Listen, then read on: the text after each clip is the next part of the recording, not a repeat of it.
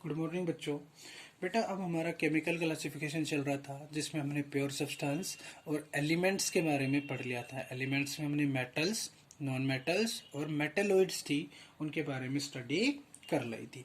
तो एलिमेंट की बात जब हमने पढ़ा था तो उसमें एक जो प्योर सब्सटेंस में होते हैं उसमें एक एलिमेंट आया था, ठीक है। और दूसरा क्लासिफिकेशन उसका किसका होता है? कंपाउंड का, ठीक है। दूसरा क्लासिफिकेशन हम पढ़ते हैं इसको कंपाउंड में, ठीक है। तो कंपाउंड क्या होता है ये ध्यान देना है। देखो सबसे पहली बात, कंपाउंड को अगर आप पढ़ना है तो आप क्या कहोगे? कंपाउंड क्या होता है? दो या दो से ज्यादा, भाई टू और मोर, ठीक है। दो या दो से ज्यादा क्या होते हैं? कंपोनेंट को मिक्स करते हैं। Two more component are mixed, ठीक है। Two or more component are mixed in definite proportion. Definite proportion का मतलब होता है बेटा फिक्स रेशियो, ठीक है। तो क्या कह रहा है इसमें कि इसके अंदर क्या होता है? दो या दो से ज्यादा कंपोनेंट जो होते हैं उनको किस में मिक्स किया जाता है? एक फिक्स रेशियो में मिक्स किया जाता है, यानी कि एक डेफिनेट रेशियो में मिक्स किया जाएगा। मान लीजिए जैसे मुझे क्या है, वाटर मिलाना है, तो इसमें क्या हो गया? कंपोनेंट हाइड्रोजन हो गया और क्या हो गया? ऑक्सीजन हो गया, ठीक है। तो हाइड्रोजन और ऑक्सीजन का मोलर मास 2 और ऑक्सीजन का 16, तो कितना आया? 1:8। तो मैं क्या करूंगा? हाइड्रोजन का रेशियो 1 लूंगा, ऑक्सीजन का रेशियो 8 लूंगा। मतलब एक डेफिनेट रेशियो में या एक डेफिनेट प्रोपोर्शन में क्या होगा? दो या दो से ज्यादा कंपोनेंट को मैं मिक्स करूंगा, तो वो क्या कहलाता है? कंपाउंड कहलाता है। दूसरी बात कि जो कंपाउंड होता है ना, कंपाउंड वो अपनी आइडेंटिटी को लॉस कर देता है, ठीक है। Loss their identity. आइडेंटिटी मतलब पहले तो क्या था? हाइड्रोजन था, फिर क्या था? ऑक्सीजन था, लेकिन जब दोनों को मिला दिया तो क्या बन गया? हाइड्रोजन, यानी कि वाटर बन गया, ठीक है। हाइड्रोजन ऑक्साइड यानी कि वाटर बन गया, क्लियर है। हाइड्रोजन अलग चीज होती है, ऑक्सीजन अलग चीज होती है, जब दोनों को मिला दिया तो क्या बन गया? वाटर बन गया। मतलब कि जो कंपाउंड होता है ना वो अपनी आइडेंटिटी को लॉस कर देता है। देखो हमारे पास हाइड्रोजन और ऑक्सीजन गैस का रेशियो था, लेकिन इससे हमने क्या बना दिया? वाटर बना दिया। तो हमने क्या कर ली, इस जो एलिमेंट थे या जहाँ पे जो कंपोनेंट थे और यहाँ पे जो कंपाउंड बना, तो कंपाउंड ने अपनी आइडेंटिटी को लॉस कर लिया, ठीक है। तीसरी चीज क्या कहता है कि जो कंपाउंड के कंपोनेंट्स होते हैं, कंपाउंड के कंपोनेंट्स होते हैं, ठीक है। कंपाउंड के कंपोनेंट्स होते हैं, हम उनको सेपरेट नहीं कर सकते, जर्नली सेपरेट नहीं कर सकते। किसी इंस्ट्रूमेंट द्वारा या किसी दूसरी प्रोसेस के द्वारा सेपरेट किया जाता है, जर्नली फिजिकली इनको सेपरेट नहीं किया जा सकता। तो देखो जैसे हमारे पास वाटर था, तो वाटर के अंदर हम हाइड्रोजन और ऑक्सीजन को सेपरेट नहीं कर सकते, जर्नली हम सेपरेटेड नहीं कर सकते हैं, ठीक है। तो जर्नली इनको सेपरेटेड नहीं किया जा सकता। ये होता है बेटा हमारा कंपाउंड, जिसमें क्या कहता है? जिसमें दो या दो से ज्यादा कंपोनेंट किसी डेफिनेट प्रोपोर्शन में पाए जाते हैं, यानी कि फिक्स रेशियो में पाए जाते हैं, उन्हें हम कहते हैं कंपाउंड। कंपाउंड क्या करता है? अपनी आइडेंटिटी लॉस कर देता है। दूसरा, कंपाउंड को के जो कंपोनेंट होते हैं उनको सेपरेट नहीं किया जा सकता। नेक्स्ट जो टॉपिक आता है बेटा हमारा, वो आता है types of compound. Types of compound. देखो कंपाउंड्स कितने टाइप्स का होता है? कंपाउंड बेटे दो टाइप्स का होता है। एक होता है इनऑर्गेनिक, दूसरा होता है ऑर्गेनिक, ठीक है। इनऑर्गेनिक में क्या कहता है? इनऑर्गेनिक हमें जर्नली ऑब्टेन्ड होता है भाई किससे? नॉन लिविंग थिंग्स से, ठीक है। जर्नली हमें नॉन लिविंग थिंग्स से जो कंपाउंड बनेगा वो कंपाउंड क्या कहलाएगा? आपका इनऑर्गेनिक कंपाउंड कहलाएगा। ऑर्गेनिक कंपाउंड हमारा लिविंग थिंग्स से बनता है, ठीक है। जो लिविंग थिंग्स होती हैं, प्लांट्स, एनिमल्स, ह्यूमन बीइंग, तो इनसे जो मिलकर बनता है वो हमारा ऑर्गेनिक कंपाउंड कहलाता है। दूसरा इसमें ये कह सकते हो कि जो ऑर्गेनिक कंपाउंड है वो कार्बन और हाइड्रोजन यानी कि हाइड्रोकार्बन से मिलकर बनता है। दूसरा inorganic compound other than carbon and hydrogen, और इसमें जो रहेगा वो कार्बन और हाइड्रोजन के अलावा दूसरे कंपोनेंट से मिलकर बनेगा, उसे हम कहेंगे आपका इनऑर्गेनिक कंपाउंड।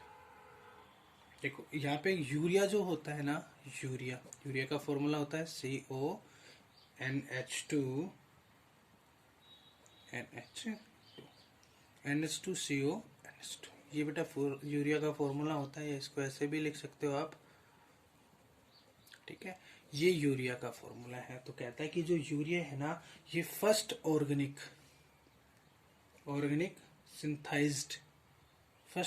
सिंथाइज्ड कंपाउंड है, ठीक है। Generally humans being living thing से हमें ऑर्गेनिक कंपाउंड मिलते थे, लेकिन जो फर्स्ट सिंथाइज था, जिसको बनाया गया इन लेबोरेटरी के अंदर, वो फर्स्ट सिंथाइज कंपाउंड कौन था? यूरिया। तो यूरिया एक ऐसा सिंथाइज कंपाउंड था जिसको सबसे पहले किसके अंदर बनाया गया? लेबोरेटरी के अंदर बनाया गया, ठीक है। लेबोरेटरी के अंदर बनाया गया वो फर्स्ट सिंथाइज्ड कंपाउंड कौन था भाई? आपका यूरिया था, ठीक है। ये हमने पढ़ा है यूरिया के बारे में। क्लियर हो गया? तो कंपाउंड जो था हमारा वो कंप्लीट हो गया। तो जो केमिकल क्लासिफिकेशन था, जिसमें हमारा एक प्योर सब्सटेंस आता था, दूसरा मिक्सचर आता था, तो प्योर सब्सटेंस वाली जो टर्म्स थी वो हमारी कंप्लीट हो गई है। अब हमारी कौन सी टर्म्स आती है? दूसरी टर्म्स आती है, वो आती है मिक्सचर। वो टर्म्स आती है मिक्सचर, ठीक है। देखो मिक्सचर क्या होता है बेटा? जनरली हम बोलते हैं ना कि मिक्स करना, बहुत सारी चीजों को मिक्स कर दिया तो क्या बन गया? मिक्सचर। तो मिक्सचर में भी क्या होते हैं कि जो कॉन्स्टिट्यूएंट होते हैं, constituent particles like atoms, molecules और आयंस, इन कॉन्स्टिट्यूएंट पार्टिकल को क्या कर दिया जाता है? मिक्स कर दिया जाता है, ठीक है। कॉन्स्टिट्यूएंट पार्टिकल को या कंपोनेंट को क्या कर दिया जाता है? मिक्स कर दिया जाता है। किसमें? इनडेफिनेट रेशियो में। इनडेफिनेट रेशियो मतलब इनका रेशियो जो होता है वो फिक्स नहीं होता है, किसी भी रेशियो में आप इनको फिक्स कर सकते हो। मान लीजिए आपने शुगर ली और किस में डिजोल्व करनी है? आपको वाटर में डालनी है, ठीक है। शुगर किस में डालनी है? वाटर में डालनी है। तो भाई अपने टेस्ट के अकॉर्डिंग वाटर के अंदर आप क्या कर सकते हो? शुगर डाल सकते हो। ये नहीं है कि इनका रेशियो फिक्स है कि वाटर के अंदर इतनी ही शुगर आएगी। तो अपने टेस्ट के अकॉर्डिंग आप शुगर को ऐड कर सकते हो। दूसरा क्वेश्चन इसका ये बनता है कि कंपाउंड होते हैं, सॉरी मिक्सर जो होते हैं, मिक्सर वो अपनी आइडेंटिटी को लॉस नहीं करते हैं, अपनी आइडेंटिटी को लॉस नहीं करते हैं, ठीक है। मिक्सर जो होते हैं वो अपनी आइडेंटिटी को लॉस नहीं करते हैं, ठीक है। तीसरी, मिक्स कंपाउंड को कैन बी सेपरेटेड, इनको क्या किया जाता है? सेपरेटेड किया जा सकता है। भाई अपने पास शुगर थी प्लस वाटर था, तो दोनों को डिजोल्व कर देंगे, तो डिजोल्व करने के बाद क्या कर सकते हैं भाई? हम इनको सेपरेट कर सकते हैं। भाई चीनी को अलग कर लेंगे और पानी को अलग कर लेंगे। फिर आ जाती है इसकी टाइप्स। देखो टाइप्स में क्या होता है? दो प्रकार का होता है ये। एक होता है होमोजीनियस मिक्सचर, दूसरा होता है हेट्रोजीनियस मिक्सचर। एक होता है होमोजीनियस मिक्सचर, एक होता है हेट्रोजीनियस मिक्सचर। होमोजीनियस और हेट्रोजीनियस में फर्क क्या होता है? होमो का मतलब होता है सेम और जीनियस का मतलब होता है फेज या सेम यूनिफॉर्म, ठीक है, सेम यूनिफॉर्म कंपोजिशन। हेट्रो का मतलब होता है डिफरेंट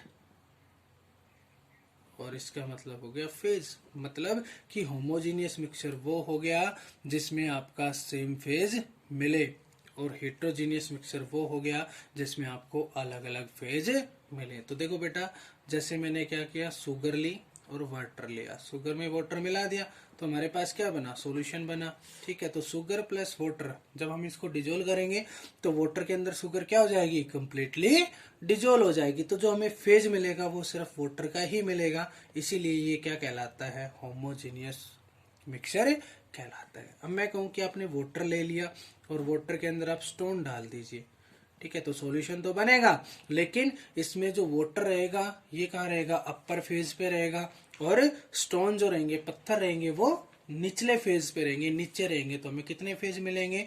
दो फेज मिलेंगे, सिंगल फेज नहीं मिलेगा ना, दो फेज मिलेंगे, इसलिए क्या होता है भाई आपका हेट्रोजीनियस मिक्सचर होता है। तो ये होते हैं आपके होमोजीनियस और हेट्रोजीनियस मिक्सचर। होप सो इतना आपको समझ में आया होगा। ठीक है, इनके नोट्स मैं आपको पीडीएफ कर दूंगा, आप उनको अपने फेयर नोटबुक में नोट कर लेना, और इसके रिगार्डिंग कोई समस्या आती है तो मेरे से आप पूछ सकते हो। Have a nice day.